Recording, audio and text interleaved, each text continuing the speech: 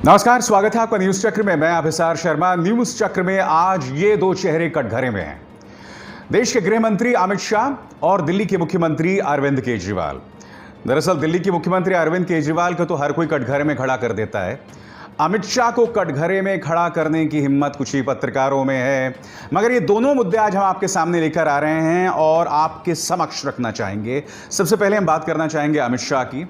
जी हाँ, एक ऐसे वक्त जब देश कोरोना संकट का सामना कर रहा है, तो क्या आप जानते हैं कि भारतीय जनता पार्टी ने, अमित शाह जी ने बिहार में वर्चुअल चुनावी रैली की। और बात यहां नहीं रुक रही। इस खबर के मुताबिक भारतीय जनता पार्टी आने वाले कुछ दिनों में, जी हां, पश्चिम बंगाल के अंदर भी चुनावी रैली करने जा रही है। इनको कोई परवाह नहीं है कि देश में कोरोना संकट के हालात बद से बदतर होते जा रहे हैं, मगर ये लोग चुनावी रैली जरूर करेंगे। मगर मैं आपका ध्यान खींचना चाहूंगा अमित शाह ने कल जो अपनी चुनावी रैली में बातें कहीं उस पर, क्योंकि कई ऐसी बातें हैं जो अखर रही हैं। देखिए, सबसे पहले तो आप इस तस्वीर पर गौर कीजिए। ये उस वक्त की तस्वीर है जब अमित शाह जो है भारतीय जनता पार्टी के दफ्तर में प्रवेश कर रहे हैं। आप देख सकते हैं कि उनके पीछे जो तमाम लोग चल रहे हैं ना, उन्होंने चेहरों पर मास्क पहना हुआ है, मगर अमित शाह जी ने उस मास्क को हटा दिया है। मतलब मुंह पर भी, होंठों पर भी वो मास्क नहीं है। क्योंकि आपको याद होगा, इससे पहले अमित शाह कुछ सरकारी मीटिंग्स में बैठे हुए थे तो उन्होंने सलीके से मास्क भी नहीं पहना हुआ था। उनकी जो नाक है वो खुली हुई थी, बस ये चेहरा, ये हिस्सा जो है वो बंद था। अब आप देखिए, यहां पर वो चल रहे हैं, जा रहे हैं, और जब तक वो अपनी सीट पर नहीं बैठ जाते हैं तब तक इनके चेहरे पर मास्क नहीं है, जबकि आसपास तमाम लोग मास्क पहने रखे हैं। जब आप देश की जनता को नसीहत देते हैं, जब आप देश की जनता को प्रवचन और ज्ञान देते हैं कोरोना को लेकर, तो क्या ये आपका फर्ज नहीं बनता कि आप भी उसे लागू करें? क्या इस मुद्दे को उठाया जाना जरूरी नहीं है? इस रैली को लगातार ये बताया जा रहा है कि ये गैर राजनीतिक रैली थी, इसका चुनावों से कोई लेना देना नहीं है। ये बात अलग है कि इस रैली के अंदर अमित शाह ने राम मंदिर की बात की, अमित शाह ने सर्जिकल स्ट्राइक की बात की, अमित शाह जी ने हर चीज की बात की जिसका ताल्लुक चुनावों से। सुनिए आप खुद। पुलवामा हुआ, मगर ये नरेंद्र मोदी सरकार थी, भारतीय जनता पार्टी की सरकार थी। कुछ ही दिनों में सर्जिकल स्ट्राइक और एयर स्ट्राइक कर घस में घुसकर दंडित करने का काम भारतीय जनता पार्टी की नरेंद्र मोदी सरकार ने किया। राम जन्मभूमि, करोड़ों करोड़ों लोग न केवल भारत में, दुनिया भर में चाहते थे कि जहां पर प्रभु श्री राम का जन्म हुआ था वहीं पर एक भव्य राम मंदिर का निर्माण हो। 150 साल से मसला अदालतों के अंदर इधर उधर घूमता रहता था, क्योंकि सरकारों की मंशा ही नहीं थी कि ये मसला अपने अंजाम तक पहुंचे। नरेंद्र मोदी सरकार आई, सरकार ने सटीक पक्ष रखा, जजमेंट आ गया, श्री राम जन्मभूमि निर्माण का रास्ता प्रशस्त हुआ। और मोदी जी ने पिछले ही सत्र के अंदर श्री राम जन्मभूमि के लिए एक ट्रस्ट बनाकर राम जन्मभूमि निर्माण का रास्ता प्रशस्त किया। गृह मंत्री अमित शाह ने अपनी इस वर्चुअल चुनावी रैली में गलत बयानी भी की। उन्होंने कहा कि हमने 85% जो ट्रेन का टिकट है उसे केंद्र सरकार ने अब से अपने जेब से दिया है। ये उन्होंने क्या कहा, पहले आप सुनिए। रेलवे के अंदर 85% खर्चा भारत सरकार ने उठाया। इसे गलत बयानी ना कहा जाए तो क्या कहा जाए, क्योंकि जो आखिरी सुनवाई हुई थी सुप्रीम कोर्ट में, सॉलिसिटर जनरल तुषार मेहता ने कहा कि टिकट का पैसा जिस राज्य से मजदूर जा रहे हैं और जिस राज्य को मजदूर पहुंच रहे हैं, इन्हीं दो राज्यों ने दिया है, केंद्र सरकार ने नहीं दिया है। उल्टा आज मैं चुनौती देना चाहता हूं भारतीय जनता पार्टी को, क्या तुम एक भी सरकारी फरमान मुझे दिखा सकते हो, एक भी सरकारी फरमान जिसमें यह लिखा हो कि केंद्र सरकार जो है वो 85% पैसा दे रही थी टिकट का? संबित पात्रा ने भी ट्वीट करके कहा था कि हम 85% पैसा दे रहे हैं टिकट का, बल्कि खुद आपके सॉलिसिटर जनरल ने आपकी पोल खोल कर रख दी है। उन्होंने सुप्रीम कोर्ट में क्या कहा कि जिन राज्यों से मजदूर निकल रहे हैं और जिन राज्यों को मजदूर पहुंच रहे हैं, उन्होंने टिकट दिया। उल्टा गुजरात सरकार का यह फरमान देखिए, साफ तौर पर लिखा हुआ है कि मुख्यमंत्री कार्यालय के अश्विनी कुमार ने कहा है कि जो मजदूर जा रहे हैं वो अपनी जेब से पैसा भरेंगे। ये हालत है गुजरात की, जो कि आपका मॉडल राज्य है, मगर आप सरासर गलत बयानी करते रहे। अपनी रैली में अमित शाह ने यह भी कहा कि प्रवासी मजदूरों के लिए हमने बहुत कुछ किया है। वो ये भी कहते हैं कि विपक्ष गुमराह कर रहा है आपको, बिहार की जनता को विपक्ष के बहकावे में ना आए। ये ना भूलें, बिहार की महक सभी राज्यों की नींव में है। हमने 1.25 करोड़ लोगों को घर तक पहुंचाया। मगर क्या हमें अमित शाह जी ने यह बताने का कष्ट किया है कि जिन लोगों को आपने घर में पहुंचाया, आप 1 महीने, करीब 1.5 महीने तक खामोश रहे थे। आपसे मिन्नतें लगातार कर रहे थे उद्धव ठाकरे, आपने उनकी बात नहीं सुनी और आखिरकार जब गरीब सड़क पर मरने लगा तब आपने उसे पहुंचाने का काम किया। ये ढेरों मिसालें आपके सामने हैं। क्या आप इससे आंखें मोड़ सकते हैं, मुंह मोड़ सकते हैं? बताइए अमित जी। बात यहां नहीं रुकती, मैं आपको मुजफ्फरपुर की 2 मिसालें बताना चाहूंगा दोस्तों। कहने को ये सिर्फ 2 मिसालें हैं, मगर इसके अंदर रेल मंत्रालय ने किस तरह की गलत बयानी की, किस तरह की नाइंसाफी की, ये पता चलेगा। ये तस्वीर याद है? ये महिला, इसकी लाश के आसपास ये बच्चा घूम रहा है लगातार। इसकी मां मर चुकी है। सरकार ने, रेल मंत्रालय ने यह फरमान जारी किया कि दरअसल इस महिला की मौत बीमारी की वजह से हुई। यही नहीं, इसके जीजा से यह लिखवा भी लिया गया एक लेटर में कि दरअसल ये मानसिक तौर पर बीमार थी और कई तरह की बीमारियों से पहले से ग्रसित थी, जबकि इस औरत का कोई भी मेडिकल हिस्ट्री नहीं थी। अब उसी जीजा ने लगातार इसके जितने भी बयान आए, इसने स्पष्ट किया, मृत्यु के तुरंत बाद और बाद में जब वो घर पहुंचा उस वक्त भी इसने लगातार कहा कि उसे कोई बीमारी नहीं थी, कोई बीमारी नहीं थी। अब आप सुनिए घर पहुंच के उसने उस वक्त क्या कहा था। उसने कहा कि ये भूख से मरी है और उसे कोई बीमारी नहीं। फिर सुनिए आप। एक्चुअली मौत कैसे हुआ है? मौत वो खाने वजह से हुआ है। खाना वाना मिला ही नहीं है ट्रेन में, पानी वानी कुछ मिला ही नहीं था ट्रेन में। अच्छा, कुछ व्यवस्था था नहीं ट्रेन में। कुछ बोले थे कि मानसिक रूप से विकसित थे। नहीं, वो सिर्फ गलत था। वो तो एक ही टेंशन में बोल दिया था उसने। उस टाइम तो दिमाग ही कुछ खराब था सबका। मेरा खुद दिमाग काम ही नहीं कर रहा था उस टाइम। मीडिया वाला आके सवाल से सवाल पूछी जा रहा था, उस टाइम हम क्या जवाब दूं खुद मुझे समझ में नहीं आ रहा था। अच्छा, तो तुम बोले नहीं पानी का व्यवस्था नहीं, तुम हम तो वो भी बोल रहे हैं कि पानी वानी खाना वाना का किसी चीज का सुविधा था ही नहीं वहाँ पे। और यही नहीं, सुप्रीम कोर्ट में आज से कुछ हफ्तों पहले आपने एक हलफनामा दायर किया था जो इस वक्त आपके स्क्रीन पर है कि सड़क पर इस वक्त कोई मजदूर नहीं है। सुप्रीम कोर्ट के सामने आपने गलत बयानी की। आपने ये कहा कि आपने 23 लाख लोगों को मदद दी, मगर सड़क पर जो मजदूर है वो लगातार मरता रहा। ज्योति पासवान ने इस तरह से अपने पिता को साइकिल में बिठाकर गुड़गांव से बिहार तक ले गई वो। फिर आप उस पर भी सियासत करने लगे।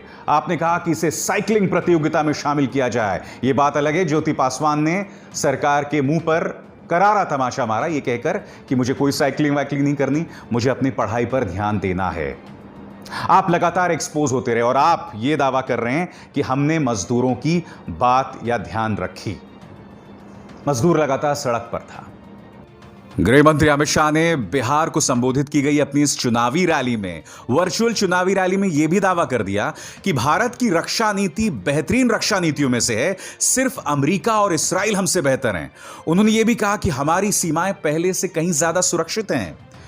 तो हम उनसे यह पूछना चाहेंगे कि आखिर क्या वजह है कि खुद भारतीय जनता पार्टी नेता ऐसा कह रहे हैं कि चीन जो है वो भारतीय जमीन पर आकर उसने कब्जा कर लिया है। यही नहीं, भारत और चीन के बीच बातचीत होती है और मीडिया को यह मशवरा दिया जाता है कि आप खामोश रहें, आप इस बातचीत के बारे में कुछ ना कहें। तो आखिर इस तरह की पारदर्शिता की कमी क्यों है? क्या यह कहना सही नहीं है कि इस वक्त एलओसी पर, यानी कि भारत और पाकिस्तान के बीच जो एलओसी है, वहां पर पहले से कहीं ज्यादा युद्ध विराम उल्लंघन होते हैं, सीज फायर वायलेशंस होते हैं? फिर आप कैसे कह सकते हैं कि हमारी सीमाएं पहले से कहीं ज्यादा सुरक्षित हैं? भारत की रक्षा नीति को वैश्विक स्वीकृति मिली। पूरा दुनिया ये मानने लगा कि अमेरिका और इजराइल के बाद अगर कोई देश अपनी सीमाओं की रक्षा करने के लिए सक्षम है तो उसमें तीसरा नाम हमारे महान भारत का जोड़ने का काम किया। आप जानते हैं सबके दुख की बात क्या है? यह क्या बतला रहा है? यह बतला रहा है कि भारतीय जनता पार्टी सिर्फ और सिर्फ सियासत करने में विश्वास करती है। इस वक्त भी गुजरात में क्या हो रहा है? गुजरात में कांग्रेस के 3 विधायक कांग्रेस को छोड़ के बीजेपी की तरफ जा रहे हैं क्योंकि वहां पर राज्यसभा चुनाव होने हैं। यही नहीं, ताजा खबर क्या है, गुजरात के जो 19 विधायक हैं कांग्रेस के, उन्हें राजस्थान के माउंट आबू रिजॉर्ट में भेजा गया है। यह ड्रामा हो रहा है कोरोना संकट के बीच। आम इंसान को कुछ और ज्ञान दिया जाता है। मैं जानता हूं इस पर आप कांग्रेस को कटघरे में खड़ा करेंगे, बिल्कुल खड़ा भी करना चाहिए कि यह ड्रामा हो रहा है। मगर दूसरी तरफ जैसा कि कांग्रेस आरोप लगा रही है कि कोरोना संकट के दौरान भी भारतीय जनता पार्टी गुजरात में विधायकों की खरीद फरोख्त कर रही है। इस सियासत के बारे में दरअसल गृह मंत्री अमित शाह क्या कहेंगे? बात यहां नहीं रुकती। क्या आप जानते हैं कि बीजेपी पश्चिम बंगाल में भी रैली करने जा रही है? पश्चिम बंगाल में भी रैली करने जा रही है। यानी कि देश की जनता को क्या दिक्कतें हैं इससे कोई मतलब नहीं है। बिहार में चुनावी रैली कर दी, पश्चिम बंगाल में अब वर्चुअल चुनावी रैली होने जा रही है और यह दावा किया जा रहा है कि इसके जरिए हम 10 लाख लोगों तक पहुंचेंगे। तो जैसे कि कार्यक्रम की शुरुआत में मैंने आपको बताया ना कि अरविंद केजरीवाल को तो हम सब कटघरे में खड़ा कर सकते हैं, मगर गृह मंत्री अमित शाह को कटघरे में खड़ा करने की हिम्मत बहुत कम लोग दिखाते हैं। अब हम बात करने वाले हैं अरविंद केजरीवाल की। यही न्यूज क्लिक का मंच था। जब कोरोना संकट की शुरुआत हुई थी तब मैंने दिल्ली मॉडल की तारीफ की थी, मगर जैसे जैसे वक्त गुजरता जा रहा है अरविंद केजरीवाल का यह तथाकथित दिल्ली मॉडल जो है वो विवादों में घिरता जा रहा है। एक एक करके मिसालें आपके सामने। मसलन ये मिसाल, एक बेटी अपने पिता को लेकर घूमती रही, 5-5 अस्पतालों से गुजर गई वो, मगर उसे कोई इलाज नहीं मिला। ये एक और मिसाल आपके सामने। यहां पर क्या खबर है कि एक 80 साल के बुजुर्ग ने वेंटिलेटर और अस्पताल में बेड के लिए हाई कोर्ट में गुहार लगाई। जब मामले की सुनवाई हुई उस बुजुर्ग की उससे पहले ही मौत हो गई। पत्रकार और राजनीतिक कार्यकर्ता शाहिद सिद्दीकी बता रहे हैं कि उनकी एक रिश्तेदार थी, उनको कितनी दिक्कतें पेश आईं इस पूरे मामले में, उसकी पूरी बानगी आप देखिए ट्विटर हैंडल पर उनके मौजूद है पूरी। और सबसे हैरत में डाल देने वाली बात, अरविंद केजरीवाल का ताजा फरमान। ये ताजा फरमान क्या कहता है? उन्होंने आज से बॉर्डर खोल दिए हैं, ठीक है, आपने सारे बॉर्डर खोल दिए हैं, दिल्ली, नोएडा, गाजियाबाद, हर तरफ से। अब वो क्या कह रहे हैं कि दिल्ली के अंदर जो अस्पताल हैं, दिल्ली सरकार के अंतर्गत जो अस्पताल आते हैं, उसमें कोरोना का इलाज सिर्फ दिल्ली के नागरिकों का होगा। हालांकि उन्होंने ये स्पष्ट किया है कि बाकी बीमारियों के लिए तमाम जो नागरिक हैं आसपास के, वो आ सकते हैं। ये बात उन्होंने कही है। बात यहां नहीं रुकती। क्या आप जानते हैं कि दिल्ली सरकार ने सर गंगाराम अस्पताल के खिलाफ FIR दर्ज कर दी क्योंकि वो कुछ चीजों के पालन नहीं कर रहे थे, और इसी को लेकर कई सवाल इस वक्त दिल्ली सरकार पर खड़े हुए हैं। मेरे साथ इस वक्त आम आदमी पार्टी के राज्यसभा सांसद संजय सिंह मौजूद हैं। ये तमाम सवालात उनसे किए जाने बेहद जरूरी हैं। आइए उस इंटरव्यू के कुछ अंश देखते हैं। संजय, ये बताइए कि दिल्ली सरकार का ये बहुत ही अजीबोगरीब फरमान है जिसमें आपने बॉर्डर्स तो खोल दिए हैं, मगर ये कहा है कि कोरोना मरीज जो हैं सिर्फ दिल्ली के अस्पतालों में दाखिल किए जाएंगे।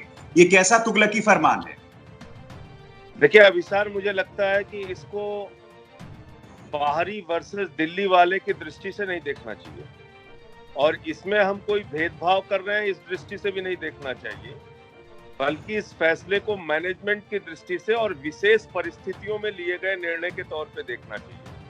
पहले भी दिल्ली में बाहर से जो भी आता था सारे लोगों के लिए उनके लिए बेड थी और यहाँ पे लोग एडमिट होते थे। ऐसा नहीं कि पहले इलाज नहीं होता रहा, पहले भी होता रहा। आज एक कोरोना के कारण विशेष परिस्थितियां उत्पन्न हुई हैं, और जिसमें दिल्ली में रहने वाले उत्तर प्रदेश, बिहार, हरियाणा, कर्नाटक, तमिलनाडु, यहाँ कोई बाहर से आए हुए लोग, मतलब दिल्ली में रहने वाले लोग यूपी, बिहार, हरियाणा के ही हैं। वो कोई ऐसा नहीं है कि हम कोई यूपी, बिहार के लोगों से भेद कर रहे हैं। और ये इसलिए निर्णय लेना पड़ा विशाल जी, मैं आपको बता दूं, नोएडा में दिल्ली के आईडी कार्ड पे आप अपना इलाज नहीं करा सकते। अगर कोई यूपी वाला चाहे कि वो नोएडा में, गाजियाबाद में अपना इलाज करा ले, वो नहीं करा सकता। तो दिल्ली में अगर क्राइसिस पैदा होगी तो हम कहाँ से बेड का इंतजाम करेंगे, कहाँ ऑक्सीजन और वेंटिलेटर करेंगे? संजय, इसमें दो दिक्कतें हैं। संजय, इसमें दो दिक्कतें। एक बात और क्लैरिफाई करो, 10,000 बेड, ठीक है। आप दिल्ली को दिल्ली NCR से जुदा कर रहे हैं, नंबर 1। नंबर 2, आप दिल्ली की तुलना नोएडा से कर रहे हैं, जो सरासर गलत है, क्योंकि दिल्ली सालों से, दशकों से दूसरे राज्यों से आने वाले लोगों का बसेरा रही है। दूसरी तरफ आप दिल्ली को दिल्ली एनसीआर से अलग कर रहे हैं, साथ में फरीदाबाद है, गुड़गांव है, नोएडा है। नोएडा बिल्कुल सीमा। मैं बिल्कुल क्लैरिफाई कर देना चाहता हूँ। एक तो ये कल से जो बात चलाई जा रही है कि बाहर के लिए बिल्कुल बेड, भाई सेंट्रल गवर्नमेंट के 10,000 बेड है, स्टेट गवर्नमेंट के 10,000 बेड है। वो सेंट्रल गवर्नमेंट के जो 10,000 बेड है वो सबके लिए ओपन है। यहाँ पे क्रिटिकल सर्जरी के लिए जो भी किडनी से रिलेटेड, लीवर से रिलेटेड, कैंसर से रिलेटेड जो भी पेशेंट बाहर से पूरे देश से आएंगे वो यहाँ आ सकते हैं, उन पे कहीं कोई रोक नहीं है। हमने तो सिर्फ नहीं, वो तो मैं जानता हूँ, वो तो आपके सरकारी फरमान का हिस्सा है संजय। मैं सिर्फ कोरोना मरीजों के बारे में बात कर रहा हूँ। तो कोरोना के कारण एक विशेष परिस्थिति पैदा हुई है और ऐसे में तो मैं उम्मीद करता था कि जहां पे केसेस कम हैं वो राज्य हमारी मदद करते। हरियाणा और उत्तर प्रदेश कहते भाई हमारे यहाँ हम कोरोना के संक्रमित मरीजों के, दिल्ली के लोगों का भी इलाज करेंगे। वो तो कहते हैं दिल्ली वाले कोरोना फैलाते हैं, नोएडा में एंट्री बंद, गुड़गांव में एंट्री बंद। वो तो इस तरह का भेदभाव करते हैं। और हमने अगर कोई दिल्ली में रहने वाले यूपी बिहार के लोगों के हित में कोई निर्णय लिया तो वो कहा जाता है कि साहब ये संविधान विरोधी है और ये गलत है। संजय मुझे एक बात बताइए, मैं आपकी बात समझ गया। क्या ये बात सही नहीं है कि अब धीरे धीरे जैसे वक्त गुजरता जा रहा है, दिल्ली सरकार के हाथ से चीजें बेकाबू हो रही हैं? ढेरों मिसालें हमारे सामने हैं। मसलन इस वक्त मेरे सामने एक अखबार की कटिंग है जिसमें लिखा हुआ कोरोना संदिग्ध डॉक्टर पिता को लेकर बेटी 5 अस्पतालों में चक्कर लगाती रही, किसी ने भर्ती नहीं किया, उसने दम तोड़ दिया। फिर एक और मामला था, एक बुजुर्ग ने हाईकोर्ट में अर्जी डाली थी क्योंकि उसे वेंटिलेटर और हॉस्पिटल बेड नहीं मिल रहा था। उससे जब सुनवाई हुई उससे पहले ही उसकी मौत हो गई। ऐसी कई मिसालें उभर कर आ रही हैं। शाहिद सिद्दीकी की मिसाल है कि पत्रकार और फॉर्मर पॉलिटिकल एक्टिविस्ट हैं, उनकी किसी रिश्तेदार का मामला है, उनकी भी ऐसी मौत हो गई। क्या दिल्ली हालात को काबू नहीं कर पा रहा है? जो 3 स्पेसिफिक मिसालें दी मैंने आपको। बिल्कुल, ये मैं आपको इस सिलसिलेवार बताऊंगा। अभिसार जी देखिए, ऐसा है कि पहले दिन से ही हम बेहतर चिकित्सा सुविधा दिल्ली में देने के लिए अरविंद केजरीवाल की सरकार प्रयास कर रही है और इसमें हमने 9,000 बेड सुरक्षित किए हैं कोरोना संक्रमित मरीजों के लिए। ऑक्सीजन की व्यवस्था, वेंटिलेटर की व्यवस्था, डॉक्टर्स के लिए पीपीई किट्स की व्यवस्था, नर्सेज के लिए पीपीई किट्स की व्यवस्था, उनके रुकने के लिए होटल्स के इंतजाम। यानी हम चिकित्सा, प्लाज्मा थेरेपी जैसी चिकित्सा विधि को अपनाया जिससे लोगों की जान काफी हद तक बचाने में हम कामयाब हुए। तो दिल्ली के अंदर हम लोग चिकित्सा व्यवस्थाओं को लेकर सजग हैं। लेकिन हाँ, ये बात जरूर है कि ये बड़ी महामारी है, एक बड़ा संकट है और रातों रात सब कुछ करना बहुत मुश्किल है। इसलिए हम फेज वाइज, जैसे हमसे पूछा जाता है, इसका मतलब ये हुआ, आप कह रहे हैं, सुनिए संजय भाई, इसका मतलब ये हुआ, आप कह रहे हैं रातों रात करना मुश्किल है। 5 साल आपकी सरकार थी, आपकी उपलब्धि, आप हमेशा कहते थे मेडिसिन मतलब मेडिकल फैसिलिटीज और एजुकेशन था। रातों रात अब आप कह रहे हैं कि करना संभव नहीं है। इसका मतलब 5 साल आप नहीं कर पाए दुरुस्त, उसी का परिणाम आज हम देख रहे हैं। ये जो तमाम मिसालें मैं आपको बता रहा हूं उसी का नतीजा है। संजय, क्या ये बात सही नहीं है? मुझे लगता है कि इसी का जवाब आपको देना मुझे जरूरी है। सबसे ज्यादा जरूरी इस बात का जवाब है आज दिल्ली में हमने क्या किया और हमारी चिकित्सा सुविधा कैसे दूसरों से बेहतर है, ये जानना जरूरी है। दिल्ली हिंदुस्तान का पहला राज्य है जहां पे पर मिलियन ज्यादा टेस्टिंग होती है। दिल्ली हिंदुस्तान का पहला राज्य है जहां पर हम लोगों ने मृत्यु दर, लोगों का जीवन बचाने में इतने हाई रिस्क पे हम रहते हैं कि यहाँ पे बाहर से आने वाली फ्लाइट्स के जरिए बहुत सारे तरीकों से यहाँ पे कोरोना के संक्रमण फैलने की बहुत सारी संभावनाएं होने के बावजूद हमने दिल्ली में लोगों का जीवन बचाने में बहुत अच्छी सफलता पाई, इसलिए कि हमारा हेल्थ सिस्टम बेहतर है। बेड्स हमारे पास आज भी 4,000, जब मैं आपसे बात कर रहा हूँ 4,000 बेड हमारे खाली है हॉस्पिटल के अंदर। अहमदाबाद, जिसके चिकित्सा मॉडल का पूरे दुनिया में डंका पीटती है बीजेपी, वहां अहमदाबाद में 6.9% मृत्यु दर है, दिल्ली में 2.6% मृत्यु दर है। तो हम टेस्टिंग के मामले में, मृत्यु दर के मामले में, हॉस्पिटल की फैसिलिटी उपलब्ध कराने के मामले में बहुत आगे हैं और इसी के कारण आज दिल्ली अपनी सारी तैयारियां कर रही है। हमने आने वाले दिनों में होटल्स को, बैंक्वेट्स को, तमाम और अरेंजमेंट्स किए हैं। जरूरत पड़ेगी तो स्टेडियम्स को हॉस्पिटल में कन्वर्ट करने का प्रयास करेंगे पूरी तरीके से। हम नहीं पूरा संजय, मगर ये जो मिसालें हैं वो कम से कम उस चीज को प्रमाणित नहीं कर रही हैं, और ये जो तमाम चीजों का बखान आप कर रहे हैं, क्या उसी का नतीजा है कि आप सर गंगाराम हॉस्पिटल के खिलाफ FIR दर्ज कर देते हैं एक ऐसे वक्त जब आपको डॉक्टर्स के साथ आपको मजबूती से खड़ा होना चाहिए? संजय, आप FIR दर्ज कर रहे हैं, ये कहां से जस्टिफाइड? अभिसार जी, ये बातें जब मैं सुनता हूं तो मुझे बहुत तकलीफ होती है। ये दुर्भाग्यपूर्ण है। जो सरकार डॉक्टरों के साथ पूरी मजबूती से खड़ी हुई है और जो सरकार डॉक्टर्स को सबसे बेहतरीन फैसिलिटी हिंदुस्तान में दे रही है, हमसे ये कहा जा रहा है कि हम डॉक्टरों के खिलाफ हैं या प्राइवेट हॉस्पिटल्स के खिलाफ हैं। ये बिल्कुल सच नहीं है। अगर प्राइवेट हॉस्पिटल किसी मरीज के साथ अमानवीय व्यवहार करेंगे, उनको एडमिट नहीं करेंगे, उनसे ओवर विलिंग करेंगे, तो उस पर हम कार्रवाई करेंगे।